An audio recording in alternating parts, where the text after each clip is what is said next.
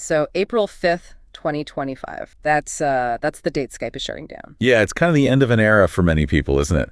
A name synonymous with early internet calls. Exactly. And it immediately brings up a big question. How are you supposed to make calls, especially, internationally or just without using your regular phone number? It's a really relevant question. Yeah. And actually, there are quite a few ways. Our mission today really is to explore those options, the best ways to stay connected now that Skype's heading out, particularly focusing on calls without a standard phone line. Right. And we know not everyone's a tech wizard, so we'll keep it clear, avoid the heavy jargon, just the practical stuff you need. Sounds good. Where should we start? Maybe app-to-app calling. That seems like the most common free route. Yeah, let's do that, app to app. What's the big player there for just free calls between users? Well, you probably have to say WhatsApp first. It's just huge globally. If the person you're calling also has it, boom, free voice and video calls worldwide. Just need internet. And it's got some decent features too, right? Not just basic calling. Oh, yeah. End-to-end encryption, which is important for privacy. Group calls work too. I think up to 32 people now.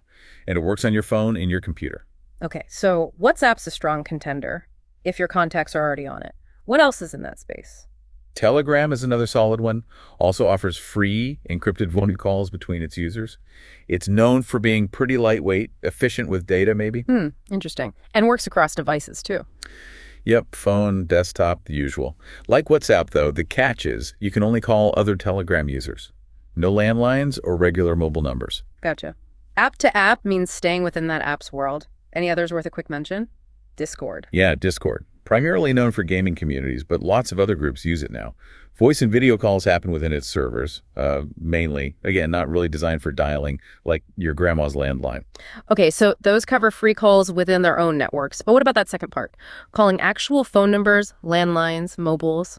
That's where Skype used to fit in for many. Exactly. That's where we get into VoIP alternatives that can bridge that gap.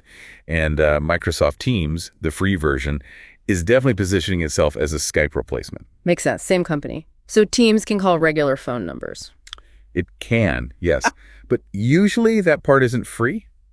You'd typically need a Microsoft 365 plan that includes calling minutes, or you buy calling credits separately. Similar model to how Skype worked for paid calls. But it offers more than just calls, right? Like business feature. Definitely. Screen sharing, call recording integrates tightly with Microsoft Office. It's quite robust. But yeah, calling actual phone numbers, especially internationally, will likely cost you via credits or a subscription.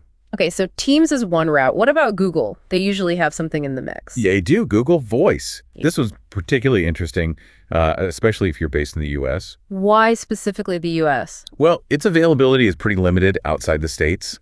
But for U.S. users, it offers really low rates for international calls. You can use it on your mobile or computer. And you get a number with it.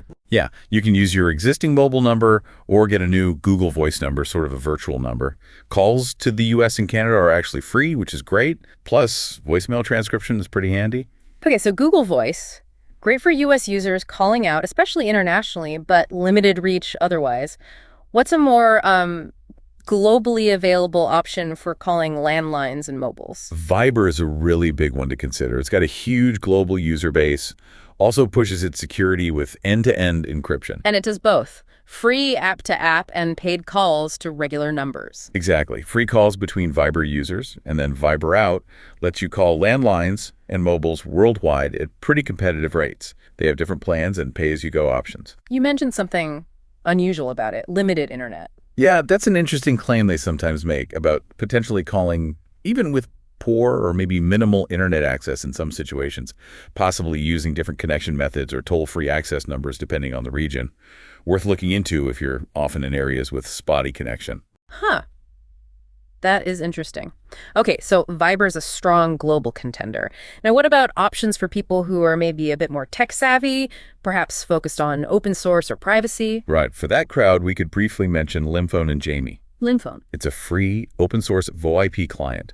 Focuses on using the standard SIP protocol, really puts privacy forward, maybe a bit more setup involved, but gives you more control. And Jami? Jami is also free and open source, but it focuses more on direct peer-to-peer communication.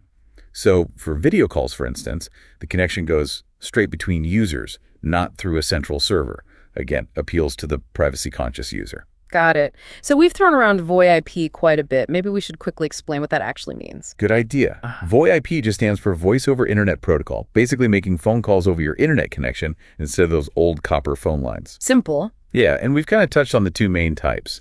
There's the basic VoIP, which is that app-to-app stuff like WhatsApp or Telegram.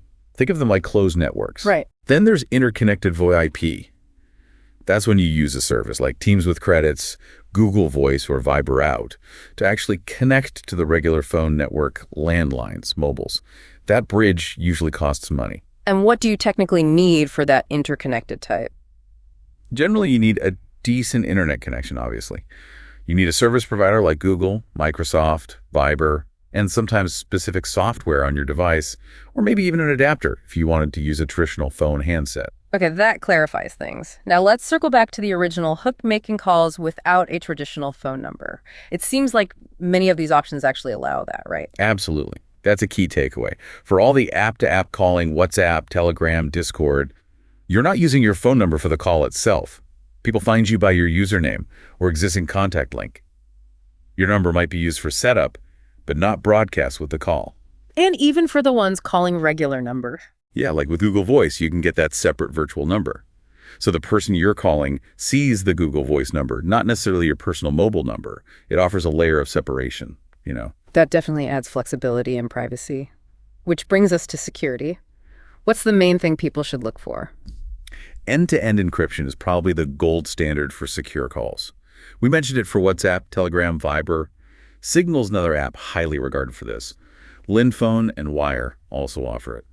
Explain that again simply. Encryption. Think of it like sending a message in a locked box, and only you and the recipient have the key. Even if someone intercepts the box, they can't open it to see the contents. It means the service provider itself can't listen to your calls. Right, that makes sense. And you mentioned Wire. Any specific points there? Yeah, Wire's interesting. Founded by ex-Skype folks, very security-focused, uses strong encryption. It's open source too. But you do need an email or phone number to sign up, and lately they seem more focused on the business enterprise market. Good to know.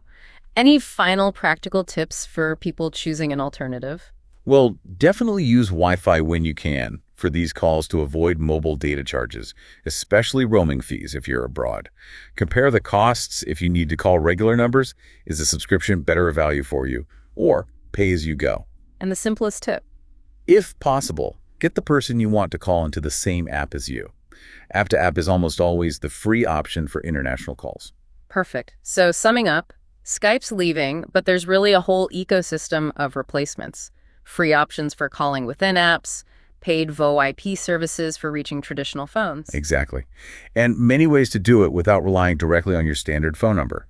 The key is just to figure out your needs, who you call, where they are, how much privacy matters, and pick the tool that fits best. Makes sense. This has been a deep dive by the podcast of Philippe. Hey, if this was helpful, we'd really appreciate it if you could help us reach 1,000 subscribers. Thanks for listening.